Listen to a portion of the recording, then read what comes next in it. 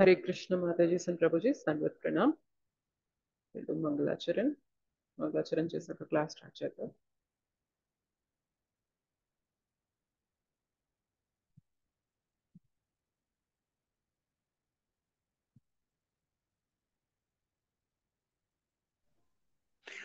हरे कृष्ण माता जी। हरे कृष्ण माता जी।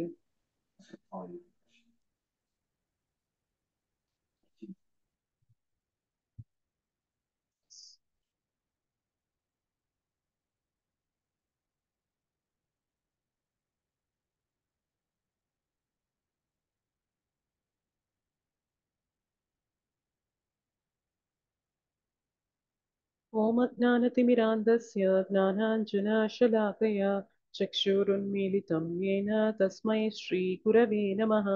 श्रीचैतन्यमनोभीष्टं स्थापितं येन भूतले स्वयं रूपः कदा मह्यं ददाति स्वपदान्तिकं। वन्देऽहं श्रीगुरुः श्रीयुतापदकमलं श्रीगुरून् वैष्णवांश्च श्रीरूपं साग्रजातं सहगण रघुनाथान्वितं तं सजीवं साद्वैतं सावधूतं परिजनसहितं कृष्णचैतन्यदेवं श्रीराधा कृष्णपादान् सहगण ललिता श्रीविशाखान्वितांश्च नमो विष्णुपादाय कृष्णप्रेष्ठाय भूतले श्रीमते भक्तिवेदान्तस्वामिनिति नामिने नमस्ते सारस्वते देवे गौरवाणी प्रचारिणे निर्विशेष शून्यवादी पाश्चात्यदेशतारिणे नमो महावदन्याय कृष्णप्रेम प्रदायते कृष्णाय कृष्णचैतन्य नाम्ने गौरद्विषे नमः। हे कृष्ण करुणा सिन्धु दीनबन्धो जगत्पते गोपेश गोपिकान्त राधाकान्त नमोऽस्तुते तप्तकाञ्चन गौराङ्गी राधे वृन्दावनेश्वरी वृषभानुसुते देवी प्रणमामि हरिप्रिये।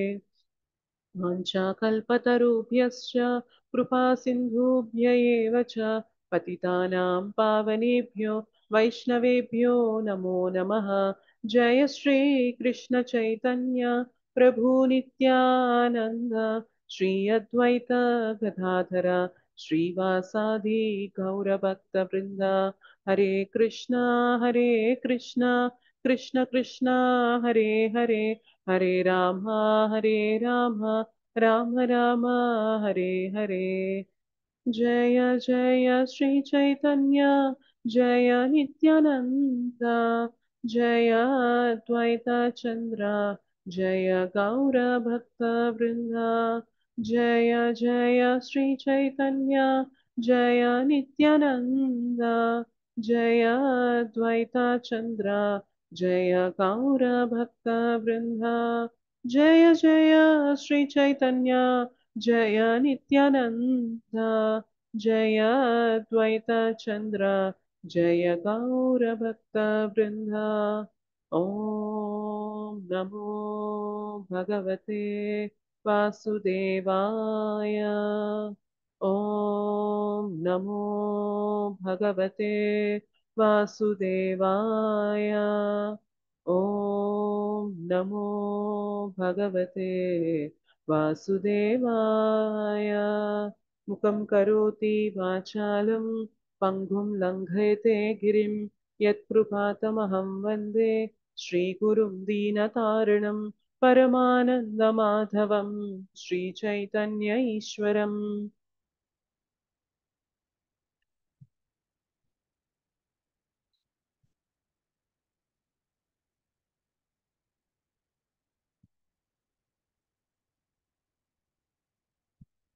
श्री श्री राधा मदन मोहन जी की जय। श्री श्री गौर निताय की जय। श्री श्री जगन्नाथ बलदेव सुभद्रा मैया की जय। जगत गुरु पतित पावन श्रील प्रभुपाद की जय। श्रील गुरुदेव की जय। अनंत कोटि वैष्णव वृंद की जय। श्रीमद् भगवद गीता की जय। हरिनाम प्रभु की जय। निताय गौर प्रेमानंद हरि हरि बोल।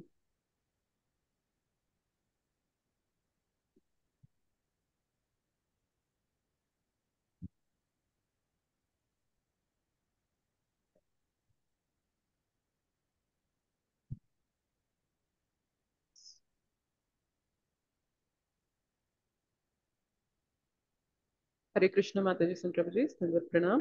हरे कृष्ण माताजी। हरे कृष्णा माताजी हरे दंडवत कृष्ण जी, प्रणाम। दंडवत प्रणाम। हरे कृष्ण दंडवत प्रणाम। हरे कृष्ण माताजी, धन्यवाद प्रणाम। हरे कृष्ण माताजी हरे दंडवत कृष्ण प्रणाम। माताजी दंडवत प्रणाम। हरे हरे कृष्ण कृष्ण माताजी दंडवत प्रणाम।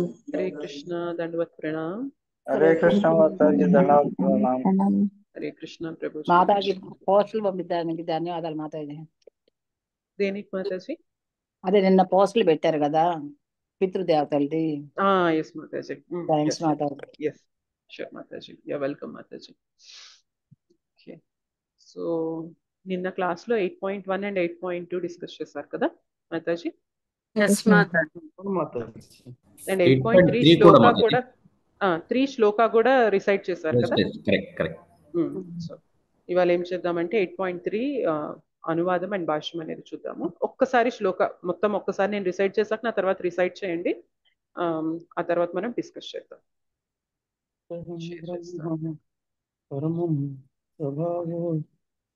శ్రీ భగవానువాచ అక్షరం బ్రహ్మ పరమం. నేను చెప్పాక ఒకేసారి మొత్తం శ్లోక రిసైట్ చేసేసేయండి.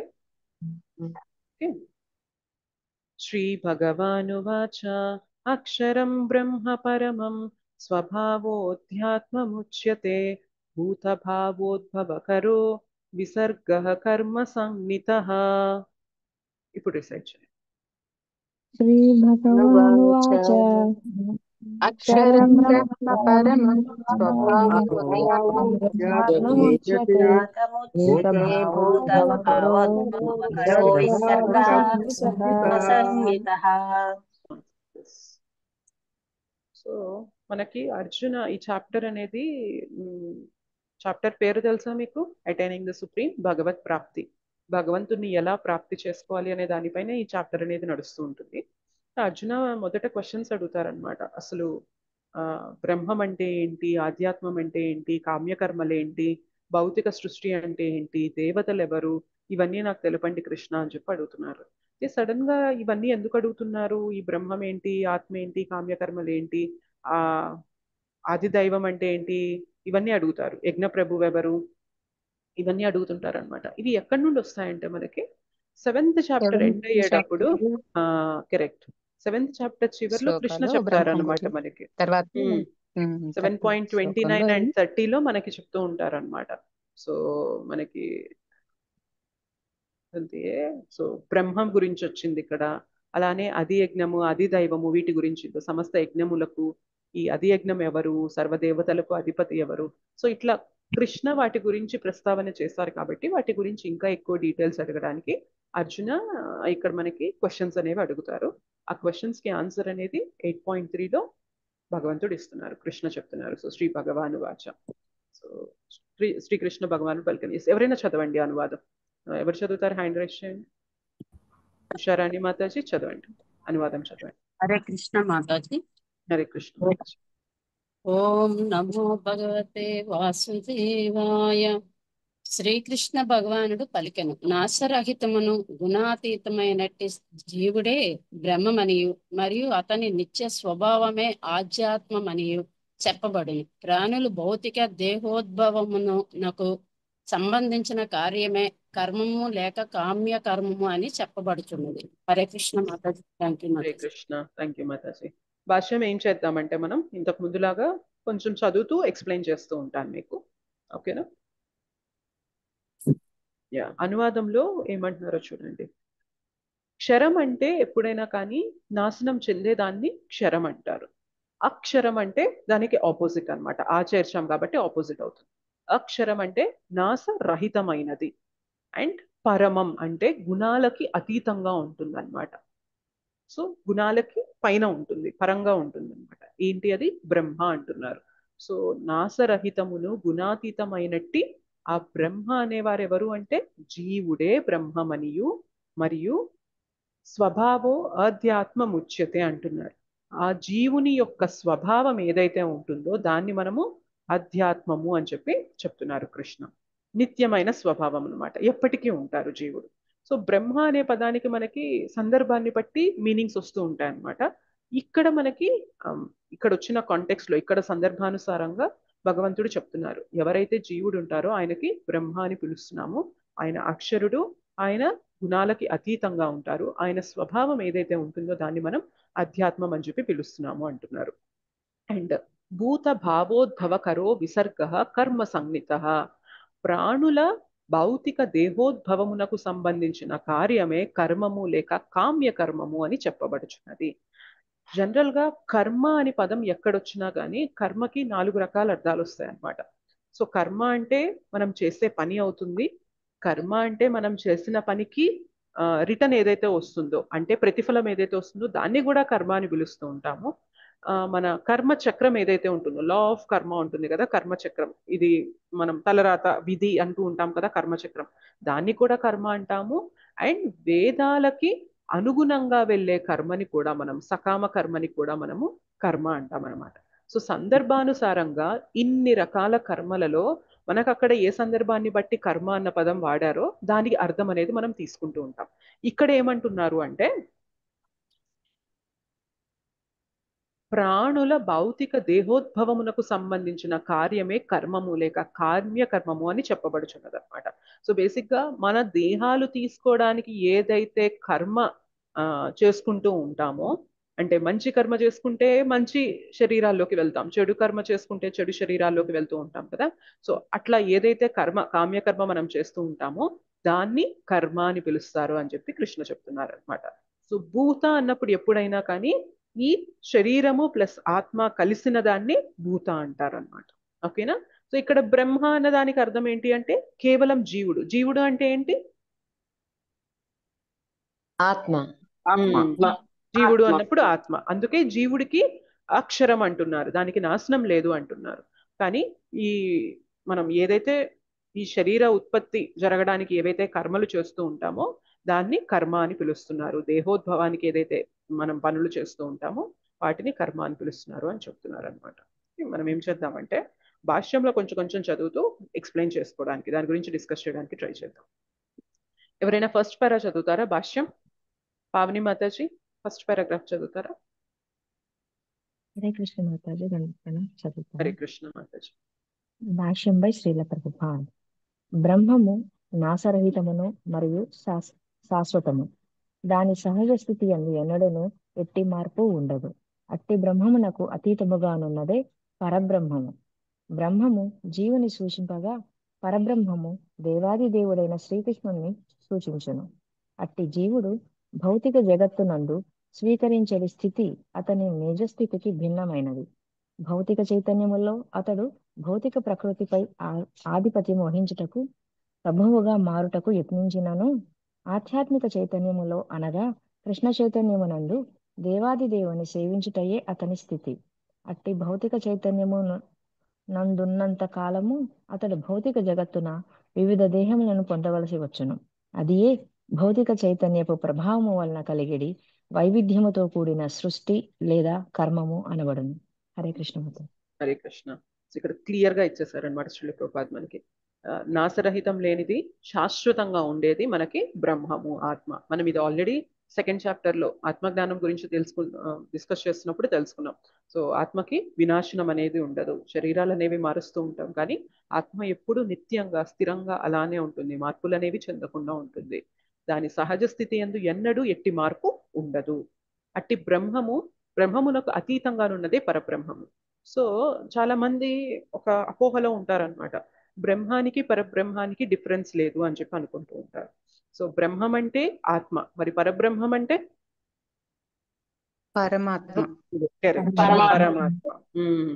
సో ఎప్పుడు కూడా ఆత్మకి పరమాత్మకి చాలా వ్యత్యాసం ఉంటుంది అనమాట. ఆత్మ పరమాత్మ ఇద్దరు పక్క పక్కనే తిరుగుతూ ఉన్నప్పటికీ ప్రతి జీవిలోనూ ప్రతి శరీరంలో కూడా ఆత్మ పరమాత్మ పక్క పక్కనే ఉంటారు, కానీ ఆత్మ ఎప్పుడు కూడా పరమాత్మకి సమానం అవ్వదన్నమాట.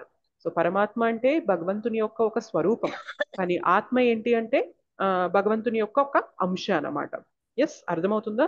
సో ఆత్మ అండ్ పరమాత్మ ఎప్పటికీ కూడా ఒక్కటి అవ్వరు. ఈయన బ్రహ్మం అయితే ఆయన పరబ్రహ్మం, మనం బ్రహ్మము, భగవంతుడు పరబ్రహ్మము. డిఫరెన్స్ ఏంటి అంటే బ్రహ్మంకి ఏమవుతుంది అంటే కేవలం ఈ శరీరంలో ఏం జరుగుతుందో అంతవరకు మాత్రమే జ్ఞానం ఉంటుంది, కానీ పరబ్రహ్మానికి పరమాత్మకి సమస్త జగత్తులో ప్రతి ఒక్క జీవిలోనూ ఏం జరుగుతుంది అన్న విషయం అనేది నాలెడ్జ్ అనేది ఉంటుంది, ఆ జ్ఞానం అనేది ఉంటుంది అనమాట.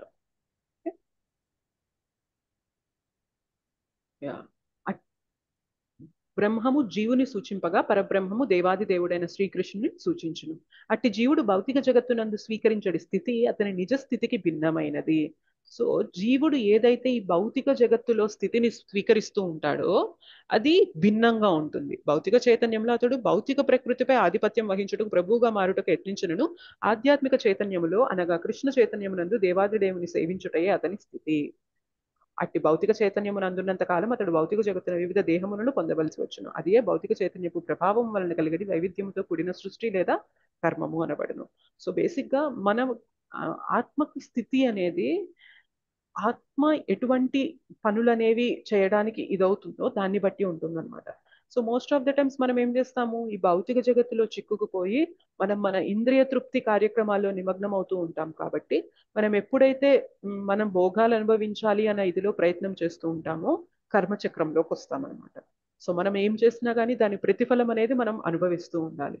సో ప్రతిఫలం అనుభవించాలంటే ఏం చేయాలి, కొంత ప్రతిఫలం మనం ఈ జన్మలో అనుభవించేది ఉంటుంది, కొంత ప్రతిఫలం ఈ జన్మలో మనం అనుభవించడానికి కూడా మనకి క్రెడిట్ అనేది ఉండదు అనమాట. ఇంతకు ముందు చెప్పాను కదా ధృతరాష్ట్రుని యొక్క స్థితి, 50 జన్మల క్రితం ఆయన ఒక పక్షి యొక్క గుడ్లనన్నిటినీ కూడా చిన్నాభిన్నం చేయడం వల్ల మళ్ళీ దాని కర్మని అనుభవించడానికి ఆయన 50 జన్మలు గడిపి ఇప్పుడు ధృతరాష్ట్రునిగా తీసుకొని ఆయన ఇప్పుడు తన 100 పుత్రుల్ని 100 మంది కుమారుల్ని అంటే వారి మరణానికి ఆయన దాన్ని అనుభవించాల్సి వస్తుంది అనమాట. సో బేసిక్గా ఏంటి అంటే మనం మన యొక్క ఇంద్రియ సుఖాల కోసం ఇంద్రియ భోగాల కోసం పరిగెత్తినంత కాలం ఏమవుతుంది అంటే ఆత్మ యొక్క నిజ స్థితి అనేది కోల్పోయింది అనమాట. మన నిజ స్థితి ఏంటి అంటే ఆత్మ ఎప్పుడు కూడా జీవేర స్వరూప, జీవుని యొక్క స్వరూపం ఎప్పుడు కృష్ణుని యొక్క నిత్య దాసునిగా ఉండడం. ఎప్పుడైతే అటువంటి పనుల్లో నిత్య దాసునిగా మనం కృష్ణదాసునిగా మనం మన పనులు అనేవి చేస్తూ ఉంటామో మనం కర్మచక్రానికి అతీతంగా ఉంటాం అనమాట. సో మనం అప్పుడు చేసేదంతా ఏమవుతుంది తెలుసా, అది ఏ కర్మ అంటాం దాన్ని? నిష్కామ కర్మ. నో, సకామ కర్మ. సకామ కర్మ. సకామ కర్మ. సకామ కర్మ. అకర్మ. అకర్మ. అకర్మ. కరెక్ట్. అదే కదా అకర్మ అంటే ఏంటి అంటే మన నిష్కామ కర్మ అన్న అదే కదా మాతాజీ. నిష్కామ కర్మ అంటే మనం పని చేస్తూ భగవంతునికి ఆఫర్ చేస్తాము. ఎస్, అలా తీసుకోవచ్చు, కరెక్ట్. నిష్కామ కర్మయోగ అన్నా కానీ అకర్మ కిందకి వస్తుంది, కరెక్ట్. సో అకర్మ అంటే ఏంటి అంటే బేసిక్ గా మనం మనకంటూ ఏమి చేసుకోమన్నమాట, మొత్తం భగవంతుని కోసమే చేస్తూ ఉంటాం, భగవంతుని సేవగా చేస్తూ ఉంటాం. కాబట్టి అక్కడ మనం కర్మబంధనంలో చిక్కుకోమన్నమాట. కానీ మనం ఎప్పుడైతే మన కోసం, మన ఇంద్రియ ప్రీతి కోసం, మన సుఖం కోసం చేస్తూ ఉంటామో కర్మచక్రంలో చిక్కుకుపోతూ ఉంటాం. సో కర్మని మన అకౌంట్లో వేసుకుంటూ ఉన్నామంటే ఆ కర్మని మనం అనుభవించడానికి తప్పకుండా రావాలి. కాబట్టి మళ్ళీ మనం శరీరాన్ని స్వీకరిస్తూ ఉంటాం. సో బేసిక్ గా కర్మ అంటే ఏంటి అంటే మనం మళ్ళీ శరీరాలు తీసుకోవడానికి ఏవైతే పనులు చేస్తూ ఉంటామో అవి కర్మ అని పిలుస్తున్నారు అనమాట. ఓకే,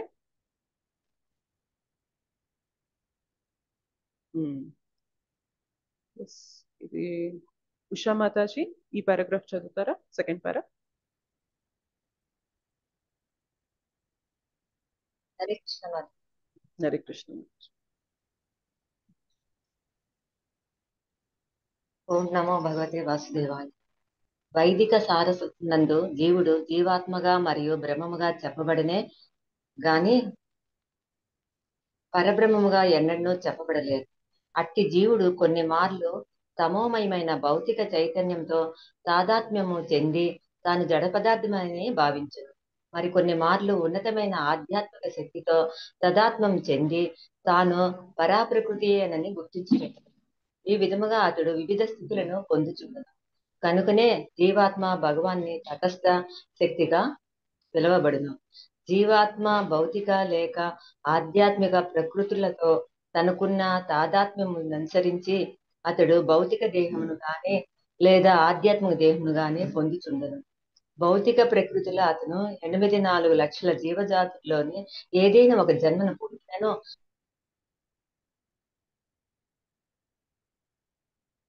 దేహమును కలిగి ఉండను. భౌతిక ప్రకృతిలో అతడు కొన్ని మార్లు తన కర్మను అనుసరించి మానవునిగా, దేవతగా, జంతువుగా, ప్రకృతిలో అతడు కొన్ని మార్లు తన కర్మను అనుసరించి మానవునిగా, దేవతగా, జంతువుగా, పక్షిగా వ్యక్తమగుచుండును.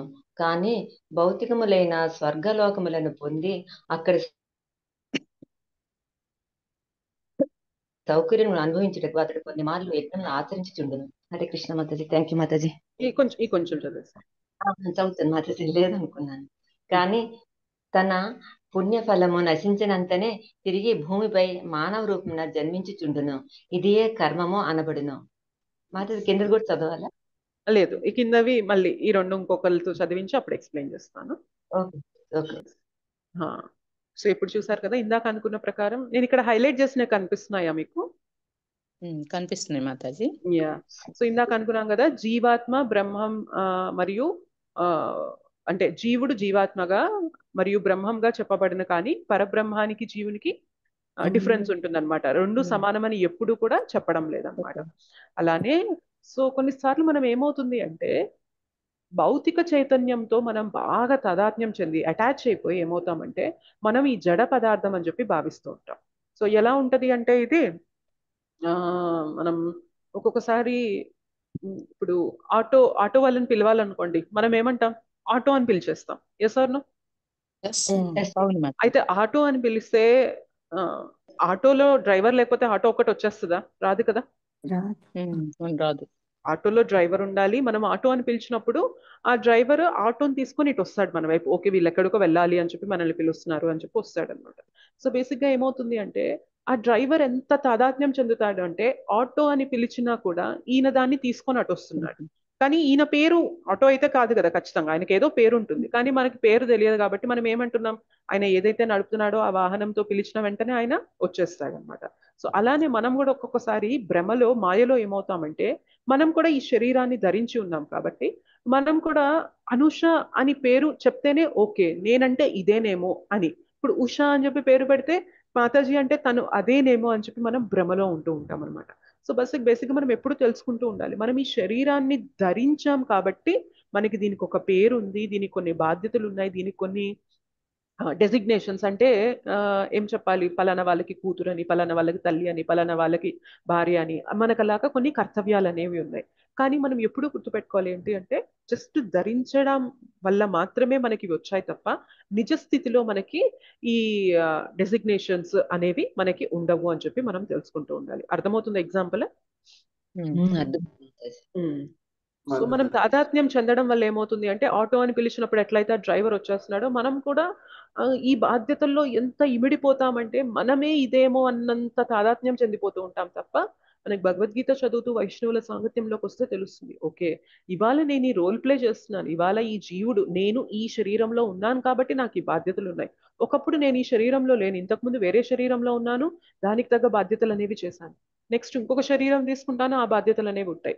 కానీ శరీరాలు మారుతూ ఉన్నా మనకి మారని స్థితి అంటూ ఒకటి ఉంది. ఏంటి అంటే ఆ జీవుని యొక్క స్థితి ఏంటి అంటే భగవంతుని దాసునిగా ఉండడం అనే స్థితి ఎప్పటికీ ఉంటుంది.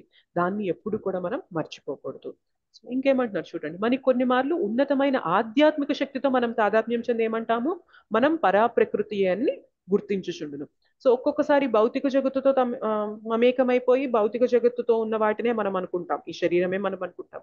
కానీ ఎప్పుడైతే ఇలా భక్తుల సాంగత్యంలోకి వచ్చి తెలుసుకుంటామో మనం ఈ భౌతిక జగత్తులో కేవలం ఉన్నాం తప్ప మనం ఈ భౌతిక జగత్తుకి సంబంధించిన వారిం కాదు అని తెలుసుకున్నప్పుడు మనకు తెలుస్తుంది, ఓకే నేను భగవంతుని యొక్క అంశని, భగవంతుని సేవ చేయడమే నా యొక్క నిజమైన కర్తవ్యము, నిజమైన బాధ్యత అని తెలుసుకున్నప్పుడు ఏమవుతుంది, అప్పుడు మనం పరాప్రకృతితో ఉన్నట్లు అనమాట. అయితే ఇలా ఉండడం వల్ల మనకి ఎప్పుడూ ప్రాబ్లం కాదు. Yes or no? అది ఒక మన నిజస్థితి కాబట్టి మనం అది ఎరుకలో ఉంచుకొని మనం పని చేస్తూ ఉన్నంత కాలం మనకి ప్రాబ్లం ఉంటుంది అనమాట. సో బేసిక్గా ఏమవుతుంది అంటే మనకి ఫేమస్ ఎగ్జాంపుల్ చెప్తారనమాట. సో ఒక పక్కేమో భవసాగరం, భవసింధు. భవసింధు అంటే ఏంటి? భవసాగరం అంటే మన భౌతిక జగత్తు. ఇంకొక వైపేమో భక్తి రసామృత సింధు. సింధు అంటే ఓషన్, ఓకే సముద్రం. సో ఒక పక్క ఏముంది, ఏ సింధు ఉంది? భవసింధు, భవసాగరం. ఇంకొక వైపు భక్తి రసామృత సింధు ఉంది. మధ్యలో మనం ఒక బిందు అనమాట. బిందు అంటే ఏంటి? ఒక చిన్న డ్రాప్. సో మనం ఇటుపక్క సాగరంలో దూకాలా, ఇటుపక్క సాగరంలో కలవాలా అనేది మన యొక్క స్వేచ్ఛాశక్తి పైన ఆధారపడి ఉంటుంది అనమాట. అందుకే మనల్ని ఏమంటారంటే తటస్థ శక్తి అంటారు జీవుడిని. సో జీవుడు ఆధ్యాత్మిక శక్తి, శరీరం భౌతిక శక్తి. మనం ఎలా ఉన్నాం ఇవాళ? ఒక భూతగా ఉన్నాం, అంటే శరీరము ప్లస్ జీవుడు కలిపి ఉన్నాం. సో జీవుడు ప్లస్ శరీరం కలిపి ఉన్నాం కాబట్టి మనం ఏంటి అంటే తటస్థ శక్తి మధ్యలో ఉన్నాం అనమాట. మనం భవసాగరం వైపు వెళ్ళాలా, భక్తి రసామృత సింధు వైపు వెళ్ళాలా అనేది భగవంతుడు మనందరికీ ఫ్రీడమ్ ఇచ్చారనమాట. నువ్వు ఇటు వెళ్ళి ఇటు కొట్టుకుపోయి జన్మ మృత్యు జరా వ్యాధి చక్రంలో పడిపోతావా, నీ ఇష్టం.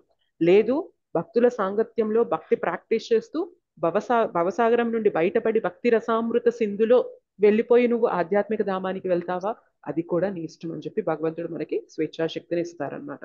సో జీవుని యొక్క స్థితి ఏంటంటే మధ్యలో ఉంటుంది, తటస్థ శక్తి.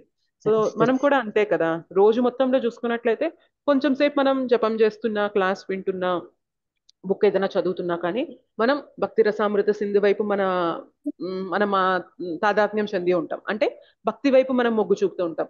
మిగిలిన సమయంలో ఏమవుతుంది, మళ్ళీ మనం ఇటువైపు చిక్కుకుపోతూ ఉంటాం అనమాట. సో మనం ఎప్పుడు కూడా గుర్తుపెట్టుకోవాలి, నేను ఇటు వెళ్తున్నా కూడా గుర్తుపెట్టుకోవాలి, నేను ఇటు సంబంధించిన దాన్ని కాదు.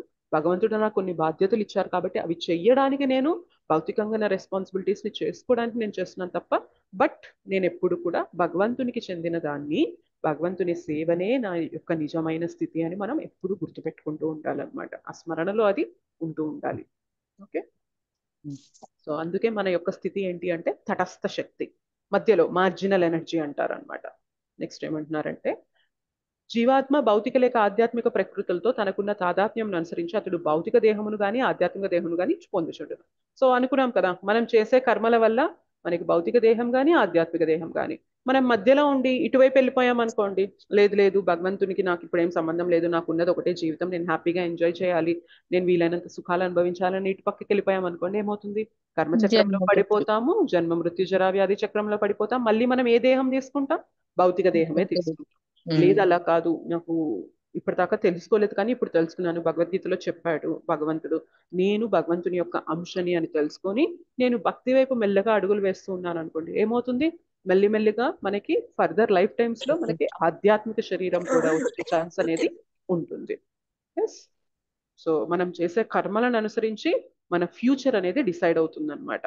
ఇటు చేస్తే భౌతిక శరీరం వస్తుంది, ఇటువైపు వెళ్తూ మనం భక్తి కార్యక్రమాలు అనేవి చేస్తూ ఉంటే మనకి ఆధ్యాత్మిక శరీరం అనేది పొందుతాం అనమాట. అయితే భౌతిక ప్రకృతిలో ఎన్ని రకాల జీవజాతులు ఉంటాయి అంటే 84 లక్షల జీవజాతులు ఉంటాయన్నమాట. సో ఏదో ఒక జన్మని పొందినను ఆధ్యాత్మిక స్వభావం మాత్రం ఒకే ఆధ్యాత్మిక దేహమును కలిగి ఉండును. సో ఇంకొకటి ఏంటి అంటే, ఇందాక ఎగ్జాంపుల్ని ఇటుపక్క వెళ్ళామనుకోండి, మన లైఫ్ అనేది 84 లక్షల జీవరాశుల్లో ఏదో ఒక జీవరాశి యొక్క శరీరంలోకి మనం వెళ్తాం. అదే ఇటువైపు వెళ్ళామనుకోండి, మొత్తం 84 లక్షల జీవరాశులు అన్నిటి నుండి బయటకు వచ్చేసి మనం మన ఆధ్యాత్మిక శరీరం, సచ్చిదానంద శరీరాన్ని పొందుతామన్నమాట. ఓకే, భౌతిక ప్రకృతిలో అతడు కొన్ని మార్లు తన కర్మను అనుసరించి, సో తను చేసుకున్న పనిని బట్టి ఒక్కోసారి మానవుని జన్మ వస్తుంది, ఒక్కోసారి దేవతగా వెళ్తారు, ఒక్కోసారి జంతువుగా వస్తారు, ఒక్కోసారి పక్షిగా వస్తారు, ఇట్లా డిఫరెంట్ జన్మలు అనేవి తీసుకుంటూ ఉంటాం. సో ఒక్కోసారి ఏమవుతుంది అంటే స్వర్గలోకాలను పొంది అక్కడ సుఖ సౌకర్యాలు అనేవి అనుభవిస్తూ కొన్ని మార్లు యజ్ఞాల్ని ఆచరిస్తూ ఉంటాము. కానీ ఏమవుతుంది, పుణ్యఫలాలు అనేవి పోయిన వెంటనే మళ్ళీ తిరిగి ఇక్కడికి పడిపోతాము. సో ఎప్పుడైతే ఈ పుణ్య పాపచక్రాల్లో చిక్కుకుంటామో దాన్నే కర్మ అంటాము అని చెప్పి చెప్తున్నారు అనమాట. సో చూడండి, నేను ఒక క్లాస్ లో విన్నాను, అమరేంద్ర ప్రభుజీ క్లాస్ లో విన్నాను అనమాట. మానవ జన్మకి పైన ఉన్న జన్మ ఏమవుతుంది అంటే, జనరల్ గా మనకి దేవతల జన్మ ఉంటుంది, మానవ జన్మ కన్నా పైన జన్మ దేవతల జన్మ కాబట్టి అక్కడ మొత్తం సుఖాలు ఉంటాయి. అండ్ మానవ జన్మ కన్నా కింద ఉన్న జన్మ ఏంటి అంటే మనకి జంతు జన్మ కానీ, పక్షుల జన్మ కానీ, ఒక పురుగుగా పుట్టడం కానీ, ఒక చెట్టుగా పుట్టడం కానీ ఇట్లా ఉంటుంది. సో కింద ఉన్న జన్మలన్నీ కూడా సఫరింగ్, ఎప్పుడు కూడా దుఃఖాలతో నిండిపోతూ ఉంటాయి. చూడండి, ఇప్పుడు రోడ్డు పైన ఎన్ని జంతువులు వాటికి షెల్టర్ లేక రోడ్ క్రాస్ చేస్తూ ఉంటే సడన్ గా వచ్చి కారనో ఏదో వెహికల్ అనో వచ్చి కొట్టేస్తూ ఉంటుంది. వాటికి ఒక్కోసారి మనం చూస్తుంటే దీనస్థితిలో ఉంటాయి, కాళ్ళనే విరిగిపోయి రక్తం కారుతూ అవి ఉంటూ ఉంటాయి. ఎస్ ఆర్ నో, చెప్పండి. వాటికి మనం బ్రతికినంత ఇదిగా అవి బ్రతకడానికి ఉండదు, అవి తినడానికి దొరుకుతుందా లేదా అనేది ఉండదు. సో ఎండలో అయినా కానీ ఒక్కోసారి షెల్టర్ లేకపోతే మలమల ఆడే ఎండలో ఉండాల్సి వస్తుంది, వర్షంలో అలానే ఉండాల్సి వస్తుంది, చలికి అలానే తట్టుకోవాల్సి వస్తుంది, టైంకి ఫుడ్ అనేది వాటికి దొరకకపోవచ్చు. అండ్ ఎంతో మంది మన లాంటి మనుషులు వాటిని ఇంకా హింసించడానికి ప్రయత్నం చేస్తూ ఉంటారు. సో ఇంత సఫరింగ్ అనేది ఉంటది అనమాట. పైకి వెళ్ళే కొద్దీ ఏమవుతుంది, మానవ జన్మ పైకి వెళ్ళే కొద్దీ మనకి దేవతల శరీరం దేవతల వస్తుంది కాబట్టి మొత్తం సుఖాలు సుఖాలు. అనమాట. సుఖాల్లో మునిగిపోతూ ఉంటాం అనమాట. సో మనకి శరీరం ఎలా ఉంటుందంటే అక్కడ భోగ శరీరం వస్తుంది. సో భోగ శరీరంలో ఏంటి అంటే ఎంత తిన్నా భగవంతుడు. అరిగిపోతూ ఉంటుంది. సో ఎంత సుఖాలు అనుభవించాలనుకున్నా అంత సుఖాలు అనుభవించవచ్చు. సో బేసిక్ గా అంత సుఖాల్లో ఉంటే భగవంతుడు మనకి గుర్తొస్తాడా? గుర్తురాడు రారు భక్తి మాతాజీ. గుర్తురా. ఇంత కింద జన్మల్లోకి వెళ్ళిపోయి ఇంత కష్టాల్లో ఉంటే ఇక్కడ కూడా మనకి భగవంతుడు గుర్తొస్తాడా? గుర్తురాడు. జ్ఞానం ఉండదు కదా ఆ మాతాజీ. జ్ఞానం ఉండదు. ఆ ఇంటెలిజెన్స్ కూడా ఉండదు అనమాట బేసిక్ గా. సో పైకి వెళ్తే ఇంటెలిజెన్స్ ఉంటుంది కానీ మనకి ఏమనిపిస్తుంది అంటే భగవంతుడు అవసరం ఏముంది, నేను ఇప్పుడు బానే ఉన్నాను కదా, సో నేను భక్తి చేసుకొని అన్నిటిని దూరం పెట్టాల్సిన అవసరం ఏంది, అంతా బాగుంది కదా అని చెప్పి అక్కడ చిక్కుకుపోతాం. కిందకి వెళ్తే అసలు మనకి జన్మ ఆ మృత్యు జ్ఞానం జరా ఉండదు. వ్యాధిలోనే చిక్కుకుపోతాం తప్ప ఇంతకన్నా బయట ఏదో ఉంది అన్న జ్ఞానం కూడా మనకి ఉండదన్నమాట. సో బేసిక్ గా మనకి ఏదైతే మానవ జన్మ దొరికిందో అత్యంత అత్యంత దుర్లభమైనది అని ఇందుకే అంటారు అనమాట. నాకు అంటే మనం చూడండి ఎన్ని జీవరాశుల్ని చూస్తున్నాం. ఒక చీమని చూసినా, ఒక దోమని చూసినా, ఒక పురుగుని చూసినా, ఒక బల్లిని చూసినా, ఒక జంతువుని, కుక్కని చూసినా మనకి అనిపించాలన్నమాట, అరే ఎన్నో జన్మలు నేను కూడా ఇటువంటి యోనిల్లో తిరిగి ఇవాళ ఈ శరీరాన్ని ధరించి ఉన్నాను. అంటే నాకు భగవంతుడు ఇంత పెద్ద ఫెసిలిటీ ఎందుకు ఇచ్చారు?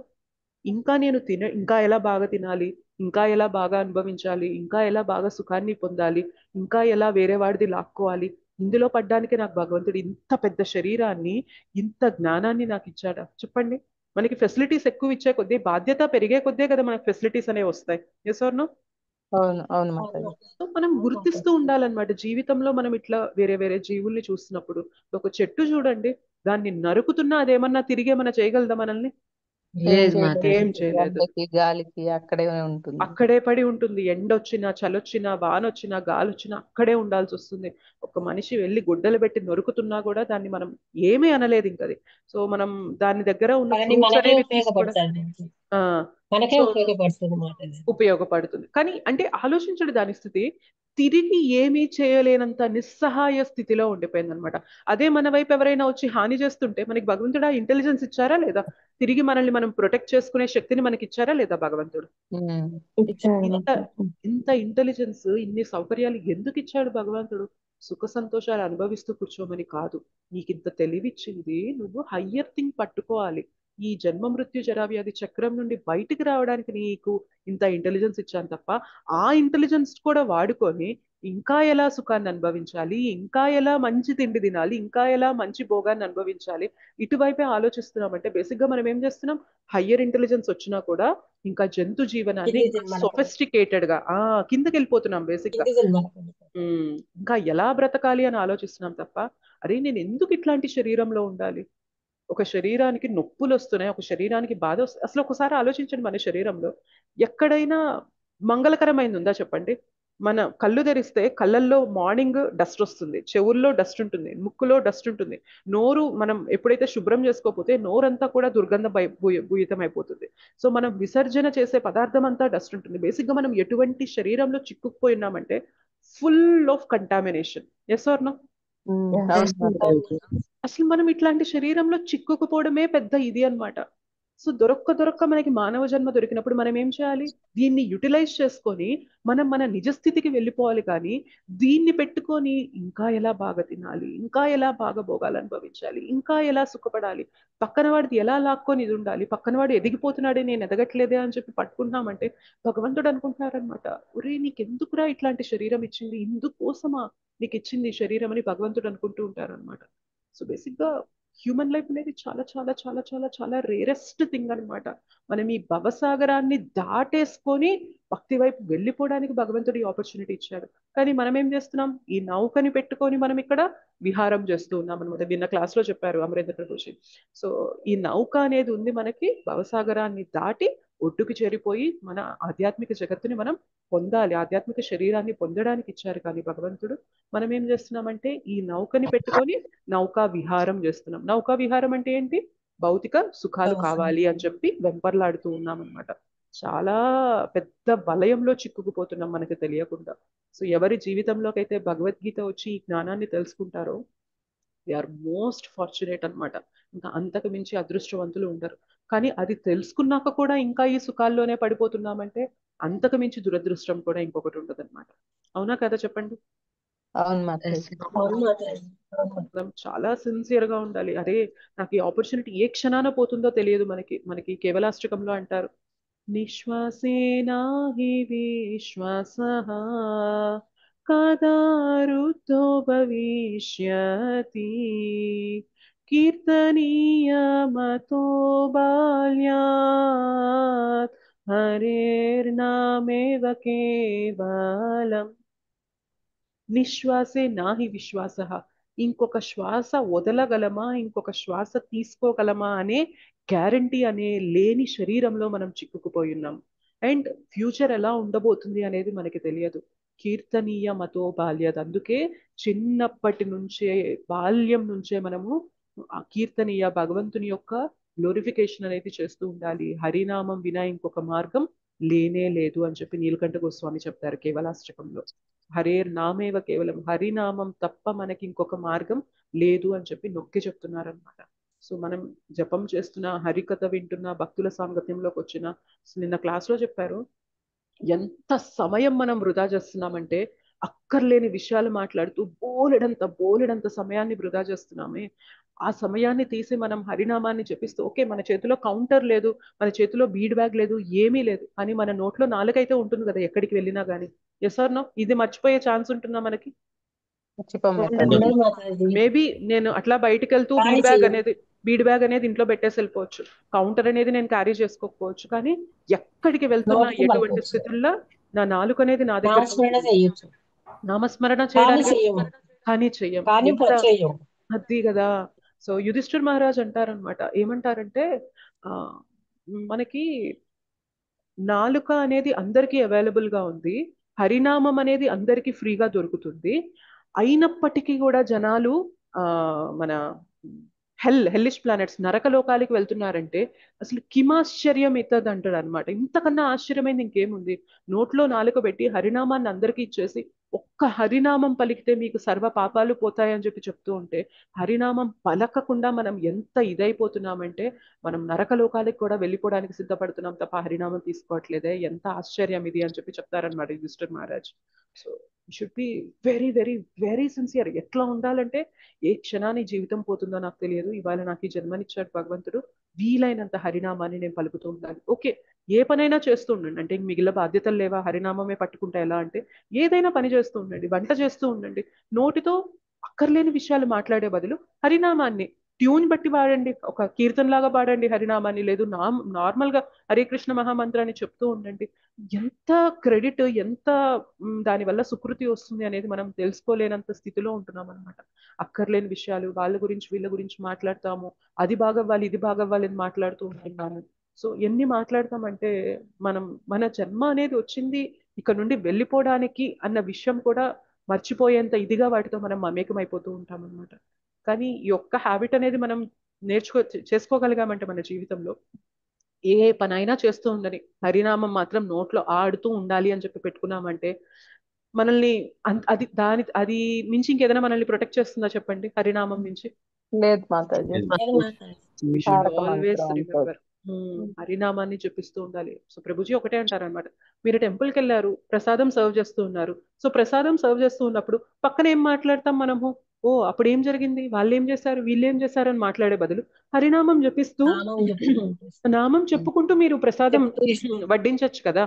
సో ప్రసాదం వడ్డించేటప్పుడు మహా అయితే ఏం అడుగుతారు మీరు, ఇంకొంచెం కావాలా, ఇది సరిపోతుందా, ఇది చాలా, అది అడుగుతారు. ఇంకొక డివోటీ వచ్చి పెట్టించుకునేదాకా మనకు సమయం ఉంటుంది కదా, హరినామాన్ని జపిస్తూ ఉండొచ్చు కదా. కానీ మనం అలా జపించము. చేయటం వల్ల మనకు వస్తుంది, వాళ్ళకు కూడా వస్తుంది ఎంత మాతాజీ. సుకృతి వస్తుంది. పాపం. కానీ మనం ఎంత ఆశ్చర్యం అంటే, మనకి ఇది ఒక్క నామం తీసుకుంటే మనం తరించపోతాము అని చెప్పి తెలుసుకున్నా కూడా మనము తీసుకోవడానికి మనం మొగ్గు చూపం అనమాట. మన వైఖరి కూడా ఎలా ఉంటుందంటే, ఓకే 16 మాలలు అనేవి చెప్పారు, 16 మాలలు చేశానా, లోపల పెట్టేశానా, నాకు ఇంకా సంబంధం లేదు అని చెప్పి పెట్టేస్తున్నాం తప్ప, వి షుడ్ ఆల్వేస్ కొన్ని రిమెంబర్, చేస్తున్నాం. సదా ఎల్లప్పుడూ హరినామాన్ని జపిస్తూనే ఉండాలి అని చెప్పి చెప్తున్నారు అనమాట. అలా చేయడం వల్లనే మనము ఈ భౌతిక జగత్తులో వచ్చే ఈ టెంప్టేషన్స్ ఏవైతే మనకి, ఈ అనర్థాలు ఏవైతే ఉంటాయో వాటి నుండి ప్రొటెక్షన్ అనేది హరినామమే ఇస్తుంది అని చెప్పి చెప్తున్నారు అనమాట. ఓకే అలా ఉండాలంటే ఈ శరీరము నేను కాదు, శరీరము నాది కాదు, నేను ఆత్మ అనే జ్ఞానం ఎల్లప్పుడూ మనలో మెదులుతూ ఉండాలి కదా మాతాజీ.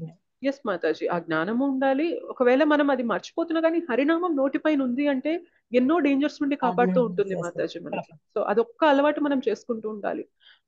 అసలు ఒకసారి చెప్పారనమాట, మనం 15 నిమిషాలకు ఒకసారి అలారం పెట్టుకొని మరి మన భగవంతుని గుర్తు చేసుకుంటూ ఉండాలి అని చెప్తూ ఉంటారు అనమాట. ఇవన్నీ మనం సీనియర్ వైష్ణవస్ క్లాసెస్ వింటూ ఉంటే చెప్తూ ఉంటారు. మనం జపం చేసేస్తాం, పక్కన పెట్టేస్తున్నాం, మళ్ళీ మన భౌతిక జీవనంలో పడిపోతున్నాం. కానీ ఎంత వరకు మనం 24 గంటల్లో భగవంతుని గుర్తు చేసుకుంటూ ఉంటున్నాం? చాలా తక్కువ సమయమే కదా, అవునా కదా? అవును అవును మాతాజీ. మాతాజీ, మనం ఏం చేసినంత చేయాలి? సేపే మాతాజీ. చేసినంతసేపే గుర్తు పెట్టుకుంటున్నాం. మాతాజీ ఇది మమ్మల్ని అందరికి అంటే స్టార్టింగ్ లో అలా అనిపించేది మాతాజీ. ఆ మాల చేసిగానే పెట్టేసేవాళ్ళం అంటే నేను. కానీ అలా అలా అలా అలాగే ఇప్పుడు అది మనసుకి అలవాటు అయిపోయింది మాతాజీ. ఒక కీర్తన చేసుకోవాలి కానీ, నామం చేసుకోవాలని కానీ, ఒకవేళ ఎక్కడైనా మనం ఎవరితో మాట్లాడుతున్నా సరే టైం వేస్ట్ అవుతుంది. అవన్నీ కొద్దిగా ఒక 2-3 సంవత్సరాలు 4 సంవత్సరాలు పడుతుంది మాతాజీ. స్టార్టింగ్ లో చెప్పినప్పుడు మాత్రం కష్టంగా అనిపించింది, కానీ బలవంతంగా మనసుకి అలవాటు చేస్తే గాని అది అలవాటు అవ్వలేదు మాతాజీ. ఎస్ మాతాజీ, టైం పడుతుంది కానీ ప్రయత్నం అనేది చేయాలి. ప్రయత్నం చూస్తాడనమాట భగవంతుడు. ఎంత తొందరగా వచ్చావనే దానికన్నా కూడా నువ్వు ప్రయత్నం చేస్తున్నావా, నిజంగా నీకు అందులో అలా అవ్వాలని కోరికుందా అని చెప్పి భగవంతుడు చూస్తూ ఉంటారనమాట. సో మనం ఆ ప్రయత్నం అనేది చేస్తూ కృష్ణాని గుర్తు తెచ్చుకుంటూ అక్కర్లేని విషయాల జోలికి వెళ్లకుండా మనం హరినామాన్ని ఎక్కువ చెప్పిస్తూ ఏదైనా కానీ, ఇప్పుడు మనకి శ్లోకాస్ ఏదన్నా తెలుసా అనుకోండి, ఆ శ్లోకాస్ గురించి, కీర్తన ఏదన్నా వచ్చనుకోండి, ఆ కీర్తన అనేది చెప్తూ భగవంతుని మయంగా మన జీవితాన్ని తిప్పుతూ ఉన్నామంటే మెల్లిగా ఈ భవసాగరం నుండి బయటపడతాం అనమాట. సో మన లైఫ్ లో సెంటర్ ఎప్పుడు కూడా కృష్ణ అయ్యేలాగా చూస్తూ ఉండాలి. కానీ మనం ఇవాళ ఈ శరీరంలో ఉన్నాం కాబట్టి బాధ్యతల్ని వదలలేం కదా. బాధ్యతల్ని వదలమని కూడా భగవంతుడు చెప్పారు. మనకి ఏదైతే జీవితం ఇచ్చాడో, మనకు బాధ్యతలు ఏవైతే ఉన్నాయో అవి చక్కగా నిర్వర్తిస్తూనే భక్తి చేయమని చెప్తారు తప్ప కృష్ణ అన్ని వదిలేమని చెప్పి ఎప్పుడు కూడా మనకి ఆచార్యస్థాని కృష్ణ గాని చెప్పారనమాట. సో మనం ఇలా భౌతిక జీవనంలో ఉన్నాం కాబట్టి మన బాధ్యతల్ని చక్కగా నిర్వర్తిస్తూ అక్కర్లేని విషయాల జోలికి, అక్కర్లేని సుఖాల జోలికి, వాటి జోలికి వెళ్లకుండా మనం భగవన్నామాన్ని చెప్తూ ఉంటే మనకి అసలు ఎంత శక్తి వస్తుందంటే, చాలా సార్లు మన జీవితంలో ఎక్కువ అలసిపోవడం ఎందుకు జరుగుతుంది అంటే అక్కర్లేని విషయాలు, అక్కర్లేని డాబులకి వెళ్ళడం వల్లనే అలసిపోతూ ఉంటాం, అవునా కదా? అవును మాతాజీ. వీలైనంత జీవితాన్ని సింపుల్ గా పెట్టుకొని మన బాధ్యతలు అనేవి ఎంత చక్కగా నిర్వర్తిస్తూ భక్తి చేసుకుంటూ ఉన్నా కూడా అంత అలసట అనేది రాదనమాట. సో ప్రభుజీ క్లాసెస్ లో చెప్తారనమాట, మనం ఇప్పుడు ఒక ఫంక్షన్ కి వెళ్ళాలనుకోండి, ఎంత రెడీ అవుతాం చెప్పండి? గంట సేపు రెడీ అవుతూ ఉంటాం.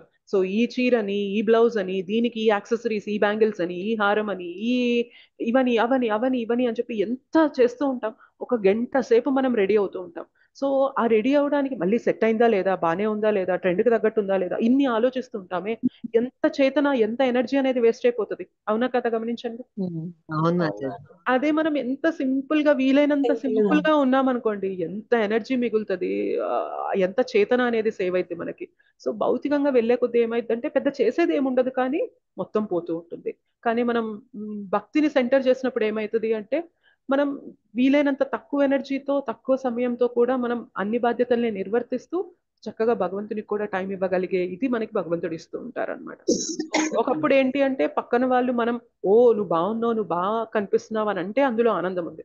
ఇవాళ నువ్వు బాగున్నావన్నా బాలేవన్నా నాకేం పెద్ద ఫరక్ పడదు. నాకు యాజ్ లాంగ్ యాజ్ నేను భగవంతుని స్మరణ చేసుకుంటూ నా మాలలు అనేవి నేను చేసుకుంటూ ఉంటే నాకు చాలు. నా డే ఎండ్ అయ్యేసరికి నేను నా బాధ్యతలు అనేవి నిర్వర్తిస్తూ భగవంతుని కూడా నా జీవితంలో చక్కగా చేర్చుకొని నేను చేయాలనుకున్నవి చేస్తాను అంటే అందులో వచ్చే తృప్తి చాలా హై లెవెల్లో ఉంటుందా కదా, చెప్పండి? అవును మాతాజీ. అవును మాతాజీ మనం రాత్రి పడుకునే టైంలో ఇవాళ నాకు ఇంట్లో ఉన్న బాధ్యతలన్నీ నేను చక్కగా నిర్వర్తించాను, చక్కగా ఇవాళ నాకు వచ్చే, ఇప్పుడు కోపం పడే సిచ్యువేషన్ లో కూడా మనం కొంచెం కంట్రోల్ చేసుకొని మెల్లగా ఆన్సర్ ఇవ్వగలిగాము, అండ్ భక్తికి మనం చేయాల్సిన టైం అనేది చక్కగా ఇచ్చి చేసాము అన్నప్పుడు నైట్ ఒక తృప్తి వస్తుంది, ఒక సాటిస్ఫాక్షన్ వస్తుంది, చూసారా? అది మనకి ఎంత మంది పొగిడినా, ఎన్ని సంపాదించినా కూడా అది మనకి రాదనమాట. Yes or no? Mataji. Yes Mataji. మళ్ళీ మాతాజీ హరే కృష్ణ, మనం చిన్న ఫంక్షన్ కి వెళ్ళి వస్తే టైర్డ్ అయిపోతాం మాతాజీ. అదే మనం జన్మాష్టమికి ఎర్లీ మార్నింగ్ నుంచి రాత్రి 2-3 వరకు ఉంటాం కదా, అసలు మళ్ళీ ఎర్లీ మార్నింగ్ వచ్చి ఏం టైర్డ్ అనిపించదు మాతాజీ. ఇవి కొంచెం శారీరకంగా అనిపించినా కానీ మానసికంగా చాలా రిఫ్రెషింగ్ గా ఉంటుంది అనమాట. ఆనందం ఉంటుంది మాతాజీ, ఆనందం ఉంటుంది. ఎంత మేము సేవ చేసినా కూడా మళ్ళీ ఉదయం అంతా ఫాస్టింగ్ ఉండి అన్న 1 గంట అప్పుడు మళ్ళీ ప్రసాదం తిని ఇంటికి వచ్చేసరికి 3 అయినా సరే హ్యాపీనెస్ వస్తుంది. మొత్తం మళ్ళీ మామూలుగా యథాస్థానంగా లేచిపోవడం అయిపోతుంది. అదే బయట ఫంక్షన్కి వెళ్ళామంటే ఏం చెయ్యం కానీ టైర్డ్ అవుతాం. ఇందులోకి బాగా మాకు అర్థమైంది కృష్ణ భక్తి భావంలో ఉంటే ఎలా ఉంటాం. ఎందుకంటే మాతాజీ బయట మాట్లాడతాం కదా మాతాజీ, బయట ఫంక్షన్ కి వెళ్తే మాట్లాడతాం మాతాజీ, అలా ఎక్కువ ఎనర్జీ పోతుంది. కరెక్ట్. మాతాజీ క్లాస్ కి అవకాశం ఇవ్వండి, కొంచెం క్లాస్ అదే అవ్వండి. ముందుకెళ్దాం ఇంకా. ఈ 2 పారాగ్రాఫ్స్ ఎవరైనా చదువుతారా? ఈ 2 కలిపి మాతాజీ. చదవండి మాతాజీ. వైదిక యజ్ఞ విధానమును చాందోగ్యోపనిషత్తు పంచాగ్ని విద్య వివరించుచున్నది. దాని ప్రకారం యజ్ఞ వేదికపై పంచాగ్నుల యందు 5 రకాలైన ఆహుతులు చేయబడును. స్వర్గలోకములు, మేఘములు, భూమి, పురుషుడు, స్త్రీ అనునవి పంచాగ్నులుగా భావించబడును. శ్రద్ధ చంద్రుడి పైన భోక్త, వర్షము, ధాన్యము, వీర్యము అనునవి పంచాహుతులుగా భావించబడును. ఇది కూడా చదవండి మాతాజీ, ఈ 2 కలిపి ఎక్స్ప్లెయిన్ చేస్తాను. యజ్ఞాచరణ విధానములందు జీవుడు ప్రత్యేక స్వర్గలోకములను పొందుటకై ప్రత్యేక యజ్ఞములను అనుసరించి తత్ఫలితముగా వాటిని పొందుచున్నాడు. కానీ యజ్ఞఫలము నశించినంతనే జీవాత్మలు వర్షపు చినుకుల యందు ప్రవేశించి భూమిని చేరి తరువాత ధాన్య రూపమును పొందును. ఈ ధాన్యములు మానవునిచే భుజించబడి పిదప వీర్య రూపమును పొంది స్త్రీ గర్భమున చేరి తిరిగి మానవ దేహమును పొందును. మానవ జన్మలో జీవాత్మ తిరిగి యజ్ఞమును ఆచరించుచు ఈ చక్రమును కొనసాగించుచుండును. ఈ విధంగా జీవాత్మ భౌతిక మార్గము ముందు శాశ్వతంగా రాకపోకలు సల్పుచుండును. కానీ కృష్ణ చైతన్యవంతుడైన వ్యక్తి అట్టి యజ్ఞములను పరిహరించు.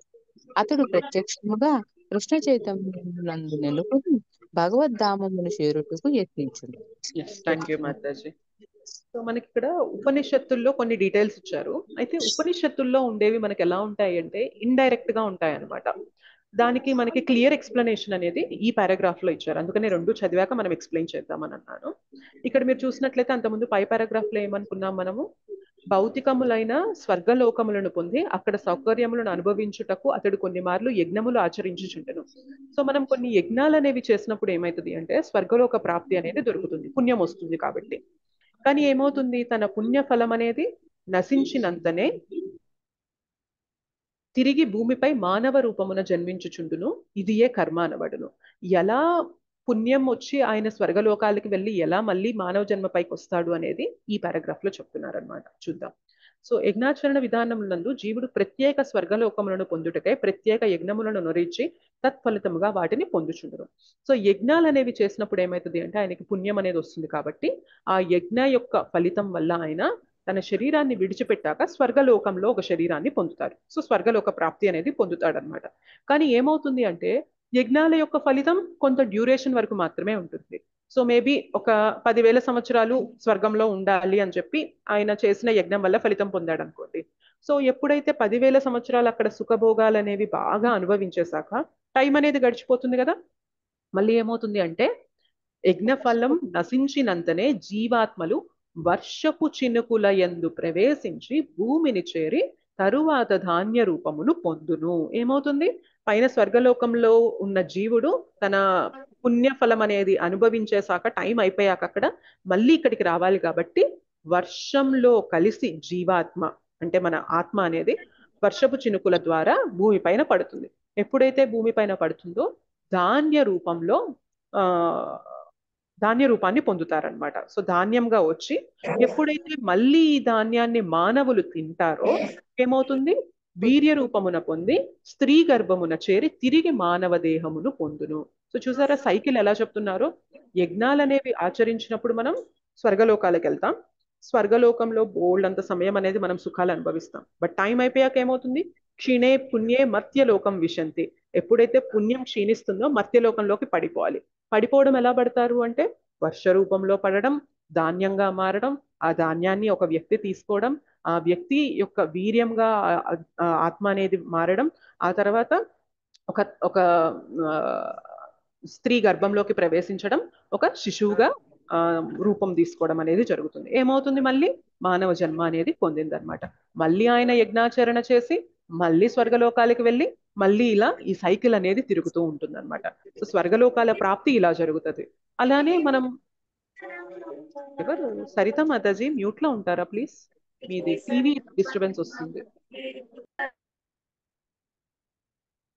ఎస్. సో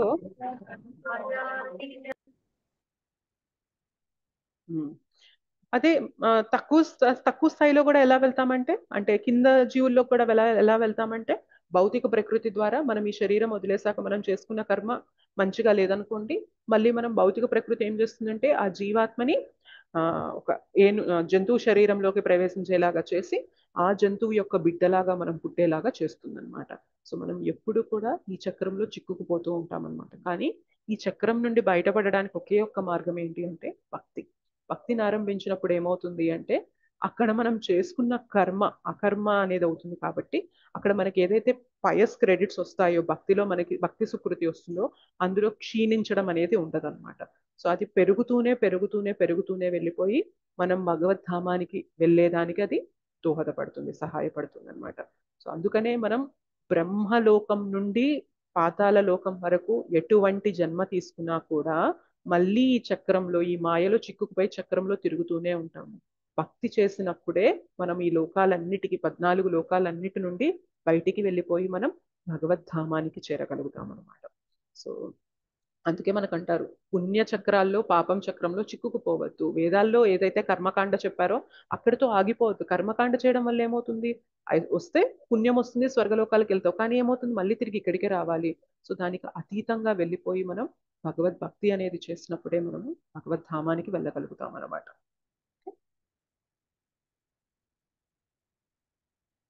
లాస్ట్ పారాగ్రాఫ్ ఎవరు చదువుతారు? కమలాకుమారి మాతాజీ చదువు. నేను చదువుతా మాతాజీ. ఓం నమో భగవతే వాసుదేవ. భగవద్గీతకు వ్యాఖ్యానమును రచించి కొందరు నిరాకారవాదులు భౌతిక జగత్తునందు పరబ్రహ్మము జీవ రూపము దాల్చునని ఆయుక్తముగా వాదించుచు తమ వాదమును సమర్థించుటకు గీతయందని పంచదశాధ్యాయపు 7వ శ్లోకమును ఉదహరింతురు. కానీ ఆ శ్లోకమునందు భగవానుడు జీవి నా నిత్యమైన అంశము అని కూడా చెప్పుచున్నాడు. అట్టి భగవానుని అంశ అయిన ప్రాణి భౌతిక జగత్తునకు పతనము చెందవచ్చును. కానీ భగవానుడెన్నడను అట్లు పతనము నొందడు, అచ్యుతుడు. కనుకనే పరబ్రహ్మము జీవుని రూపమును పొందునని భావము అంగీకార్యము కాదు. బ్రహ్మము పరబ్రహ్మము కంటెను బ్రహ్మము జీవుడు పరబ్రహ్మము కంటెను దేవాది దేవునికి భిన్నుడని వైదిక వాగ్మయనందు తెలుపబడిన విషయమును జ్ఞప్తి అందించుటకు అత్యంత ముఖ్యము. హరే కృష్ణ. హరే కృష్ణ. Thank you Mataji. మళ్ళీ మనకి పరబ్రహ్మానికి బ్రహ్మానికి డిఫరెన్స్ చెప్తున్నారు అనమాట. సో బ్రహ్మము పరబ్రహ్మం ఎప్పుడు ఒకటి కాదు. బ్రహ్మం ఏమవుతుంది అంటే భౌతిక జగత్తులోకి రావడం వల్ల మాయలో చిక్కుకుపోతుంది. కానీ పరబ్రహ్మం పరమాత్మ భౌతిక జగత్తులో ఉన్నా కూడా ఆయన మాయకి అతీతంగా ఉంటారనమాట. మనకి మరపు అనేది జరుగుతూ ఉంటుంది, కానీ పరమాత్మ పరబ్రహ్మానికి మర్చిపోవడం అనేది ఉండదన్నమాట. మనం ఇప్పటిదాకా భగవంతునితో మన సంబంధాన్ని మర్చిపోయి భౌతిక జీవనంలో భౌతిక సుఖాల వెనుక పరిగెత్తాం. కానీ పరమాత్మకి ఎప్పుడు తెలుసు అనమాట, నువ్వు నాకు సంబంధించిన వాడివి, ఇవాళ నన్ను వద్దని ఇక్కడికి వచ్చి ఇబ్బందులు పడుతున్నావు. నా ప్రయత్నం ఏంటి అంటే నీ జీవితంలో వైష్ణవుల్ని, నీ జీవితంలో భగవంతుణ్ణి, నీ జీవితంలో భక్తిని పంపించి నువ్వు నా వైపు తిరిగితే నువ్వు ఈ కష్టాల నుండి ఎప్పుడైతే బయటికి వచ్చేసి నా దగ్గరకు వస్తావని నేను ఎదురు చూస్తూ ఉన్నాను అని చెప్పి పరమాత్మ మనకి ఎప్పుడు కూడా సహాయం చేస్తూ ఉంటారనమాట. అందుకనే మనకి ఇద్దరు గురువులు ఉంటారు. బయట నుండి గురువు మనకి బోధ చేస్తూ ఉంటారు, లోపల నుండి పరమాత్మ మనకి చైత్య గురువుగా లోపల నుండి కూడా మనకి బోధ చేస్తూ ఉంటారనమాట. కానీ మనం భౌతికంగా ఉన్నప్పుడు పరమాత్మ చెప్పేది మనకి వినిపించదు. ఆయన చాలా చిన్నగా మెల్లిమెల్లిగా అలా విస్పర్ చేస్తూ ఉంటారనమాట. మనలో కోరికల యొక్క అలజడి ఎక్కువగా ఉండడం వల్ల ఆయన చెప్పేది మనకి వినిపించదు. ఎప్పుడైతే మెల్లగా భక్తి చేస్తూ ఉంటామో కోరికల యొక్క అలజడి, ఆ చప్పుడు అనేది తగ్గిపోతుంది కదా, కోరికలు తగ్గిపోతాయి. కాబట్టి అప్పుడు పరమాత్మ చెప్పేది మనకి మెల్లగా వినిపిస్తూ ఉంటుంది అనమాట. సో పరమాత్మ ఎప్పుడు కూడా మనం ఏ జీవిలోకి వెళ్ళినా మనతో ప్రయాణం చేస్తూనే ఉంటారు. ఎందుకంటే మనం అంటే ఆయనకి చాలా చాలా చాలా ప్రీతి అనమాట. మనం అనుకుంటూ ఉంటాం నాకు పలానా వాళ్ళంటే ఇష్టం, పలానా వాళ్ళంటే ఇష్టం అని చెప్పి మనం ఇవాళ మన జీవితంలో కొందరిని ఇష్టపడుతూ ఉంటాం. కానీ ప్రతి ఒక్కరికి కూడా ఒక లిమిట్ ఉంటుంది. కొంత సమయం నుండి కొంత సమయం వరకే వారు మనతో ఉండగలరు. ఎంత జీవితాంతం ఉన్నా ఈ జీవితం వరకే ఉండగలరు తప్ప పోయిన జీవితంలో వారు మనతో లేరు, నెక్స్ట్ జీవితంలో ఉంటారో ఉండరో మనం చెప్పలేం. కానీ ఒకే ఒక్క వ్యక్తి మనతో నిరంతరంగా వస్తూ మనల్ని ఎల్లప్పుడూ ఒకే విధంగా ప్రేమిస్తూ, మనం ఇబ్బందులు పడుతూ ఉంటే ఆయన బాధపడుతూ ఉండే వ్యక్తి ఒకే ఒక్కరు ఎవరు అంటే కృష్ణ అన్నమాట. అటువంటి కృష్ణని మనం విస్మరిస్తూ తిరుగుతున్నాం కాబట్టి ఇవాళ బాధపడుతూ ఉన్నాం. ఎప్పుడైతే కృష్ణ యొక్క ప్రేమ మన జీవితంలో ఎంత ఉంది, ఎన్ని ఇస్తున్నాడు భగవంతుడు, నేను ఏ యోనిలోకి వెళ్ళినా నాతో వస్తూనే ఉన్నాడు, నేను ఇవాళ నాకు నువ్వు వద్దు అన్నా కానీ నా పోషణ అనేది ఆయన చేస్తూనే ఉన్నాడు అని చెప్పి మనం ఎప్పుడైతే గ్రహించి మనం తిరిగి ఆయన వైపు తిరిగి ప్రేమించడం మొదలు పెడుతూ ఉంటామో కృష్ణ చాలా సంతోషిస్తారనమాట. సో అదొక్కటే కోరుకుంటూ ఉంటారు, మన నుండి ఆయనకి ఏమీ అక్కర్లేదు, మన ప్రేమ ఒక్కటి కనుక కృష్ణకి దొరికింది అంటే కృష్ణ చాలా హ్యాపీగా ఫీల్ అవుతారు అనమాట. సో మనం అటువైపు వెళ్తూ ఉన్నామంటే కృష్ణ ఇంకా తొందరగా వద్దు, నువ్వు ఈ జగత్తులో ఉండద్దు, ఇక్కడ ఉండడం అంటే అది ఒక ప్రిజన్, ఒక జైల్లో ఉన్నట్లే, వీలైనంత తొందరగా నువ్వు ఇక్కడ నుండి బయటికి రా అని చెప్పి మనకి ఇంకా మంచి వైష్ణవుల సాంగత్యం అనేది ఇస్తూ ఉంటారు. గురువులు మన జీవితంలో వచ్చేలాగా మనకు పంపిస్తూ ఉంటారు, మన భక్తి అనేది పెరిగేలాగా మనకి దోహదపడుతూ ఉంటారు. అండ్ మాయాదేవిని పంపించి మనలో ఉన్న అనర్థాలు ఏంటి అనేది కూడా చూపిస్తూ ఉంటారు అనమాట. అది కూడా ఒక కృపనే. మనం అనుకుంటూ ఉంటాం మాయలో ఉన్నాము అని చెప్పి అనుకుంటూ ఉంటాం, కానీ అనర్థాలు అనేవి పోకుండా భగవద్ధామానికి మనం వెళ్ళలేమన్నమాట. సో బేసిక్ గా మాయాదేవిని పంపి మన అనర్థాలు అనేవి చూపిస్తూ ఉంటారనమాట. ఓకే, నీలో కామం ఎక్కువ ఉంది, నీలో కోరికలు ఎక్కువ ఉన్నాయి, లేదా నీలో క్రోధం ఎక్కువ ఉంది, ఈ క్రోధంతో నువ్వు భగవద్ధామానికి రాలేవు, సో ఈ క్రోధాన్ని వదిలేయాలి అంటే నువ్వు నా పాదాలు గట్టిగా పట్టుకోవాలి. సో అనర్థం తెలుసుకోవడం ఒక్కటే కాదు, అనర్థం తెలుసుకొని మనం ఏం చేయాలి, కృష్ణ నా వల్ల కావట్లేదు నేను ఈ అనర్థాన్ని జయించడం, నాకున్నది ఒకటే ఒక దిక్కు ఏంటి అంటే నువ్వే నా శరణు, నీ పాదాలు నేను పట్టుకోవడం, నీ నామం జపించేటప్పుడు సిన్సియారిటీ చూపించాలి. కృష్ణ నాలో అనర్థాలు నేను జయించలేకపోతున్నాను, కానీ ఒక్కటి మాత్రం నాకు తెలుసు, నువ్వు నాతో ఉన్నావంటే నేను ఏదైనా జయించగలను, దయచేసి నాతో ఉండు, నాతో ఉండు, నా స్మరణలో నువ్వు ఉండు అని మనం ప్రాధేయపడుతూ ఉండాలన్నమాట మనం జపం చేస్తూ ఉన్నాం. సో ఎప్పుడైతే మనం అలా ప్రయత్నం చేస్తూ ఉంటామో మెల్లిమెల్లిగా మాయాదేవి కూడా అంటే భగవంతుడు మనని ప్యూరిఫై చేసేస్తూ ఉంటారనమాట. సో మాయ ప్రభావం నుండి మెల్లిమెల్లిగా బయటపడుతూ మనం భగవద్ధామానికి వెళ్ళిపోగలుగుతాం అనమాట. సో బేసిక్గా ఈ శ్లోకాలు మనం ఏం డిస్కస్ చేస్తామంటే బ్రహ్మం ఏంటి, పరబ్రహ్మం ఏంటి, కర్మ ఏంటి, జీవుని యొక్క స్థితి ఏంటి. సో ఆయన చేసే కర్మలను బట్టి ఆయన భవసాగరం వైపు అయినా వెళ్ళొచ్చు, లేదా భక్తి రసామృత సింధు వైపు అయినా వెళ్ళొచ్చు అని చెప్పి మనకి చెప్తూ ఉన్నారనమాట. ఓకే, అర్థమైందా శ్లోక? అర్థమైంది మాతాజీ, చాలా క్లియర్ గా ఉంది, బాగా చెప్పారు మాతాజీ. దండవత్ ప్రణం మాతాజీ. దండవత్ ప్రణం. పరా ప్రకృతి, అపరా ప్రకృతి, న్యూన ప్రకృతి గురించి కొంచెం ఎక్స్ప్లెయిన్ చేయండి మాతాజీ ఒకసారి. పరా ప్రకృతి అంటే భగవంతుని యొక్క అంతరంగిక శక్తితో ఉన్న ప్రకృతిని పరా ప్రకృతి అంటాం. బేసిక్ గా అది ఆధ్యాత్మిక జగత్ అన్నమాట పరా ప్రకృతి. అపరా ప్రకృతి అంటే భగవంతుని యొక్క బహిరంగ శక్తి, అంటే మాయాదేవి అన్నమాట. మాయాదేవితో కూడిన జగత్తుని మనం అపరా ప్రకృతి అంటాం అనమాట. అది మన భౌతిక జగత్ అన్నమాట. దీన్నే మనకి ఇంకొక పేరు న్యూన ప్రకృతి అని కూడా అంటారనమాట. ఎస్, న్యూన ప్రకృతి సెపరేట్ కాదు దానితోనే. ఓకే, దీంతోనే అపరా ప్రకృతి అన్నా న్యూన ప్రకృతి అన్నా ఒకటే, ఇన్ఫీరియర్ ఎనర్జీ అంటారు. భగవంతుని యొక్క అంతరంగిక శక్తి సుపీరియర్ ఎనర్జీ, దాన్ని పరా ప్రకృతి అంటారు. భక్తి చేస్తూ ఉంటే ఏమవుతుంది అంటే మనం అపరా ప్రకృతి నుండి పరా ప్రకృతి వైపు వెళ్తూ ఉంటాం అనమాట. మాతాజీ ఇప్పుడు దేవతలు, ఇప్పుడు ఇంద్రుడు, చంద్రుడు వీళ్ళందరూ అంటే భక్తి చేయరా మాతాజీ? కొందరు భక్తులు ఉంటారు ప్రభుజీ. సో కొందరు ఏంటి అంటే మిశ్రమ భక్తులు ఉంటారు, కొందరు శుద్ధ భక్తులు ఉంటారు. సో కొందరికి భక్తి ఉంటుంది, సో కొందరు భగవంతుడిని నమ్ముతారు.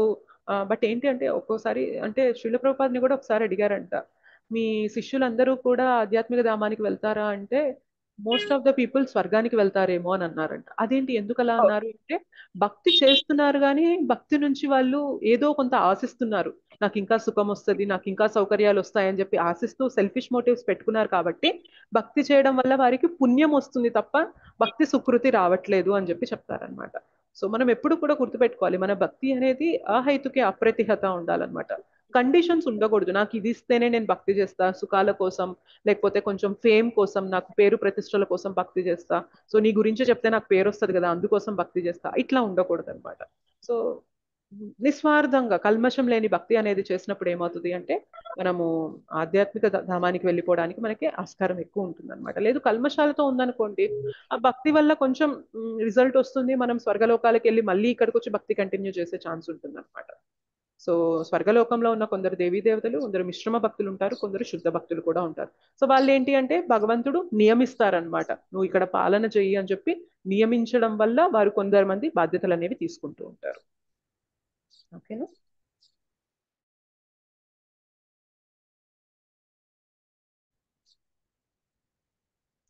డ్రాప్ అయిపోయినట్లున్నారు.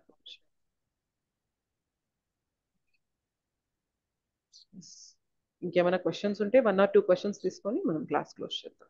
లక్ష్మీ హరే కృష్ణ మాతాజీ, నంబర్స్ ఒక 5 పెట్టాను, పావనేని మాతాజీని యాడ్ చేయమనండి గ్రూప్ లో.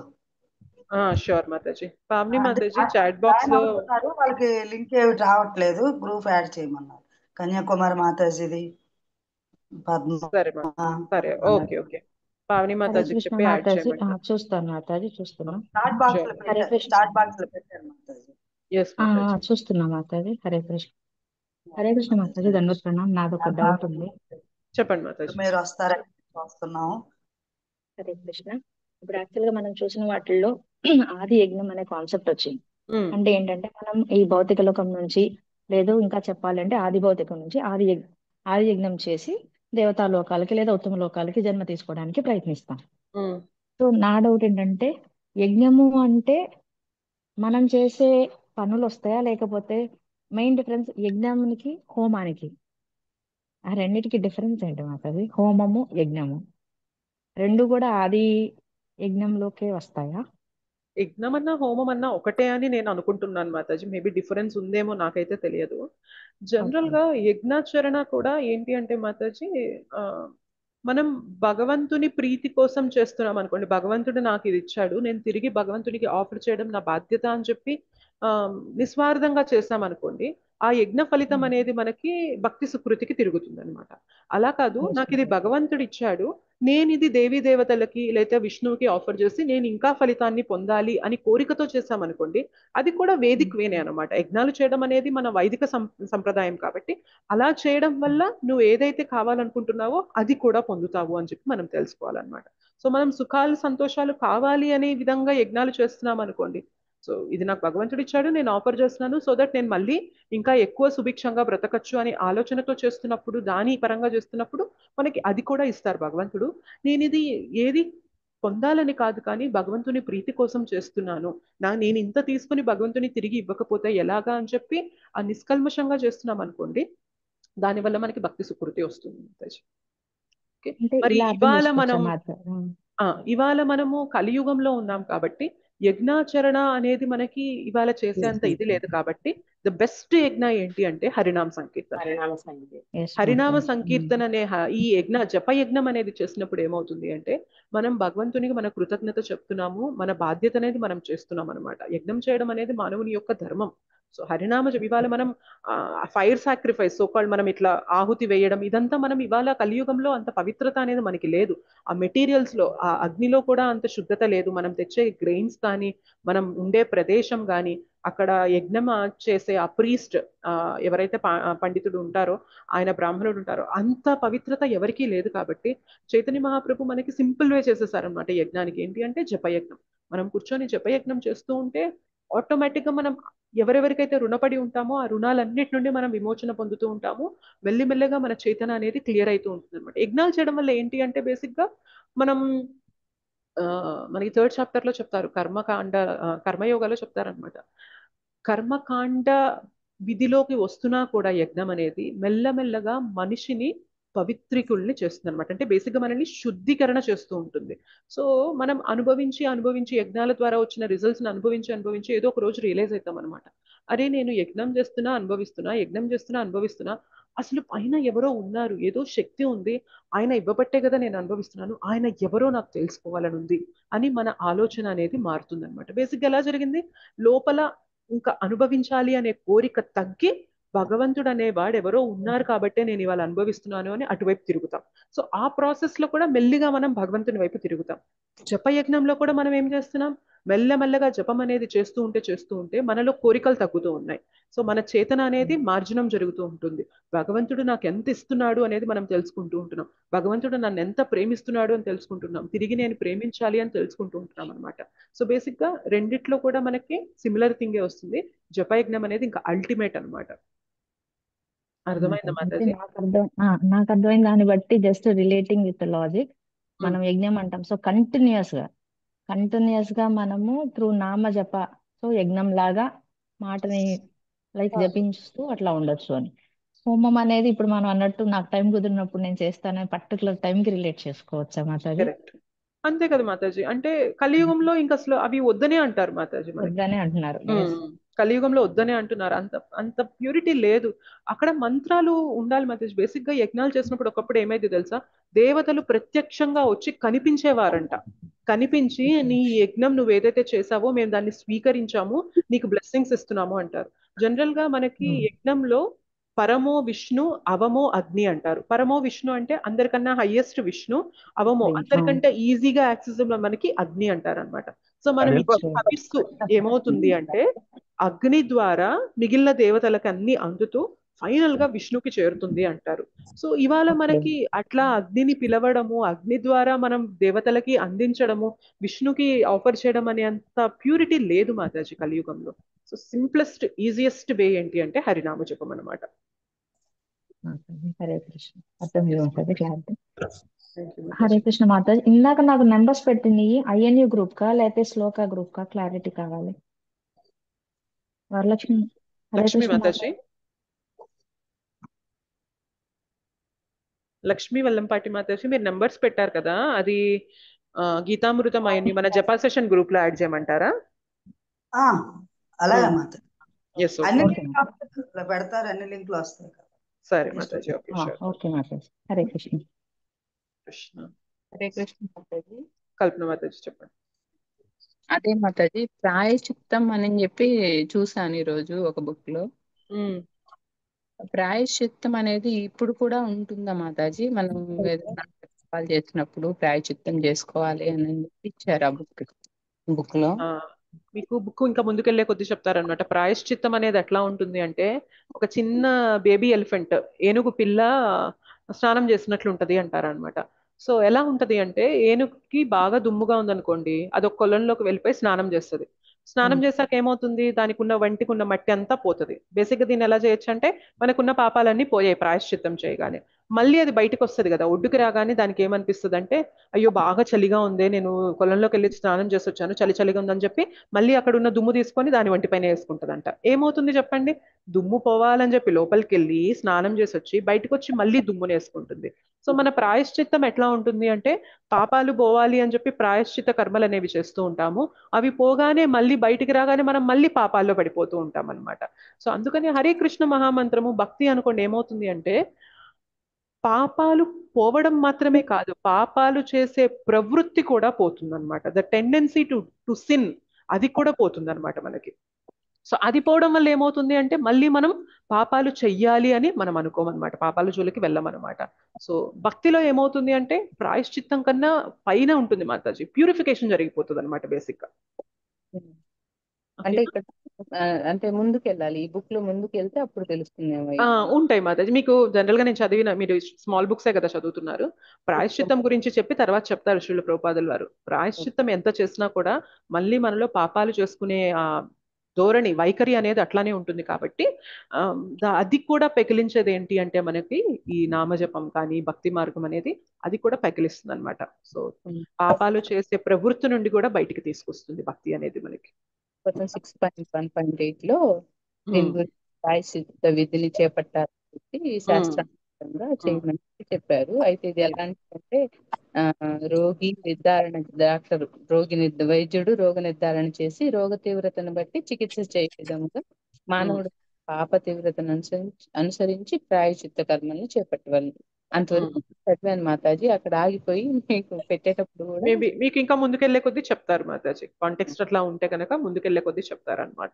ప్రాయశ్చిత్తం చేసుకున్నా కూడా మళ్ళీ పాపాలు చెయ్యము అనేంత ప్యూరిఫికేషన్ జరగదు మనలో, మళ్ళీ పాపాలు చేస్తూ ఉంటాం. అదే భక్తి చేసామనుకోండి, మనం చేసిన పాపాలన్నీ పోతాయి, పాపాలు చేసే ప్రవృత్తి కూడా పోతుంది అనమాట. మళ్ళీ పాపాల జోలికి వెళ్ళం మనం, ఆ ప్రొటెక్షన్ షీల్డ్ ఉంటుంది మనకి. అంటే ఈ చాప్టర్ వరకు చదివినా కూడా దాంట్లో లేదు మాతాజీ. నెక్స్ట్ చాప్టర్స్ లో మేబీ మీకు ఫ్యూచర్ చాప్టర్స్ లో ఉండొచ్చు, మీకు ఇంకా చదువుతూ ఉంటే అర్థమవుతుంది అనమాట. ప్రాయశ్చిత్తం చేసుకోవాలి. ప్రాయశ్చిత్తం చేసుకోవడానికి మంచి పద్ధతి ఏంటి అంటే భక్తి అనమాట. భక్తిలో మనం చేసిన తప్పులు రియలైజ్ అవుతాము, మళ్ళీ తప్పులు చెయ్యకుండా కూడా ఎలా ఉండొచ్చు అనేది తెలుస్తూ ఉంటుంది. హరే కృష్ణ, హరే కృష్ణ మాతాజీ. అంటే ప్రాయశ్చిత్తం చేస్తాము, మళ్ళా ఈ భౌతిక ప్రపంచంలో ఉన్నందుకు మళ్ళా ఏదో ఒకటి చేస్తానే ఉంటాం కదా మాతాజీ. అవును, అదే అదే అంటుంది. భక్తి చేసినప్పుడు మళ్ళీ మనం అలా చెయ్యకుండా కాపాడబడతాం అన్నమాట. ఇది రాకుండా భగవానుడు మనల్ని ముందుకు నడిపిస్తాడు, అంతే కదా మాతాజీ. అంతే. హరే కృష్ణ మాతాజీ. థ్యాంక్స్ మాతాజీ. హరే కృష్ణ మాతాజీ. హరే కృష్ణ మాతాజీ. ఇప్పుడు దేవతలందరూ ఉన్నారు కదా మాతాజీ. వాళ్ళందరూ కలియుగాంతం యుగం అంతం వరకు వాళ్ళు అదే దాంతో ఉంటారా మాతాజీ? లేదు, యుగాంతం వరకు ఉంటారని ఏం లేదు మాతాజీ. కొన్ని సంవత్సరాలే ఉంటారు, మళ్ళీ తిరిగి వచ్చేస్తారు వాళ్ళ యొక్క కర్మల్ని బట్టి. ఇంద్రుడు కాదు మాతాజీ, ఇంద్రుడు, సూర్యుడు, చంద్రుడు, అశ్విని దేవతలు ఇట్లా అందరూ ఉన్నారు కదా మాతాజీ. వాళ్ళ విధులను నిర్వర్తిస్తూ ఉన్నారు కదా. వాళ్ళందరూ అంటే ఇక అదే పొజిషన్ లో వాళ్ళు యుగాంతం వరకు ఉంటారా ఎట్లా మాతాజీ? అది మనం చెప్పలేం మాతాజీ. కొందరు యుగాంతం వరకు ఉండొచ్చు, కొందరు వారి యొక్క సుకృతి అయిపోయాక తిరిగి పడిపోవచ్చు. అంటే వాళ్ళు కూడా మళ్ళీ జన్మ తీసుకుంటారా మాతాజీ? అయితే డెఫినెట్లీ అదే కదా చెప్తున్నాను, జన్మ తీసుకుంటారు. పుణ్యం అయిపోయాక మళ్ళీ జన్మ తీసుకోవాలి, మళ్ళీ మానవ జన్మ తీసుకోవాల్సిందే వాళ్ళు. మానవ జన్మ తీసుకొని ఇక్కడికి రావాల్సిందే వాళ్ళ. ఇందాక పర్పట్లో అదే కదా చదివాము మాతాజీ. ఈ ఆత్మలే సుకృతాన్ని, వాళ్ళ సుకృతాన్ని బట్టి దేవతా రూపాలు చెందుతారా మాతాజీ? అయితే అంతే, మనలాంటి వాళ్ళే వారు కూడా. వాళ్ళేం స్పెషల్ కాదు. మనం ఇవాళ మానవ జీవనంలో ఉన్నాము, వారు ఒక దేవత జీవనంలో ఉన్నారు, అంతే. డిఫరెన్స్ ఏం లేదనమాట. అక్కడ అయిపోయాక మళ్ళీ తిరిగి ఇక్కడికి వచ్చేయాల్సిందే. అయితే వాళ్ళు కూడా ఆత్మస్వరూపులే. వాళ్ళు మంచి కర్మలు చేయటం వల్ల ఆ ఫలితాన్ని పొంది అక్కడ కొంతకాలం ఉంది, మళ్ళీ వాళ్ళు కూడా మానవ జన్మ తీసుకుంటూ ఉంటారు. అంతే, కరెక్ట్.